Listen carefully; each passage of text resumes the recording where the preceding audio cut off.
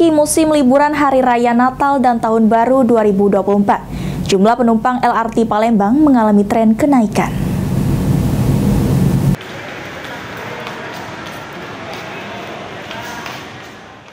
Memasuki musim liburan Hari Raya Natal dan Tahun Baru 2024, jumlah penumpang LRT Palembang mengalami tren kenaikan dibanding hari-hari biasanya.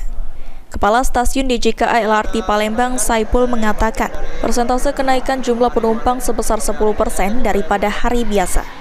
Peningkatan jumlah penumpang pada tahun ini terhitung signifikan dibandingkan tahun lalu. Didominasi rute stasiun bandara, stasiun asrama haji, dan stasiun Bumi Sriwijaya, karena pada rute-rute tersebut terdapat rekreasi mall. Sebagai kepala stasiun DJKA.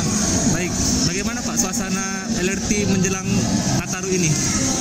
Alhamdulillah ini untuk hari ini ada kenaikan dari bulan hari kemarin sampai hari ini kelihatannya mulai ramai nih penumpang. Biasanya kalau kemarin masih sepi jam-jam segini.